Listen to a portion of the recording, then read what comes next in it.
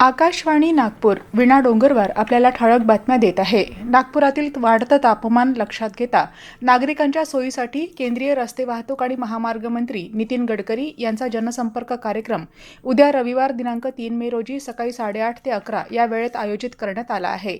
खामला चौकाजवळील ज्युपिटर शाळेच्या बाजूला गडकरी यांच्या जनसंपर्क कार्यालयात सकाळी 8:30 पासून निवेदनं स्वीकारली जाणार आहेत।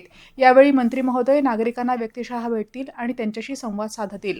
नागरिकांनी आपल्या समस्या, अडचणी, मागण्या लेखी स्वरूपातच आवश्यक कागदपत्र जोडून आणाव्यात असं आवाहन करण्यात आलं आहे। महात्मा फुले योजना सरकारी रुग्णालयांनाही लागू केली, कारण सरकारी रुग्णालयात चांगले डॉक्टर्स आणि व्यवस्था आहेत। ही योजना लागू केल्यामुळे त्यांनाही 2 पैसे मिळतात। त्यातील काही पैसे या रुग्णालयात ठेवले जातात, त्यामुळे ते चालवण्यासाठी या पैशांचा वापर होतो, अशी माहिती नागपुरातील मेयो रुग्णालय इथं कामाची पाहणी करत असताना मुख्यमंत्री देवेंद्र फडणवीस यांनी आज प्रसारमाध्यमांना दिली। मुख्यमंत्री देवेंद्र फडणवीस यांनी विकसित भारताच्या स्वप्नपूर्तीसाठी नारी शक्तीचा सहभाग अत्यंत महत्त्वाचा असल्याचं सांगत राज्यात सर्वप्रथम 1 कोटी लखपती दीदी तयार करण्याचं आवाहन केलं। मुंबईतील MMRDA मैदान इथं आयोजित महालक्ष्मी सरस प्रदर्शनाचं उद्घाटन त्यांच्या हस्ते करण्यात आलं, तेव्हा ते बोलत होते।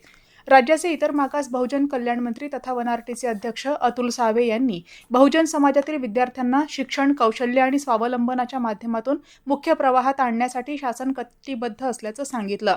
नांदेड इथं आयोजित कर्ज वाटप आणि स्वयंरोजगार मेळाव्यात वसंतराव नाईक संशोधन आणि प्रशिक्षण संस्था अर्थात वनआरटीच्या अधिकृत संकेतस्थळ आणि माहिती पत्रकाचं प्रकाशन करण्यात आलं।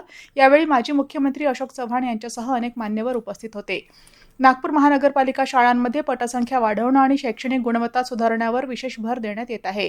शिक्षण सभापती संतोष लड्ढा यांच्या अध्यक्षतेखाली झालेल्या आढावा बैठकीत 21 शाळांचे इंग्रजी माध्यमात रूपांतर करण्यात आल्याची माहिती देण्यात आली। IPL क्रिकेट स्पर्धेत आज मुंबई इंडियन्स आणि चेन्नई सुपर किंग्स या संघांमध्ये चेन्नई इथं सायंकाळी 7:30 वाजता सामना होईल।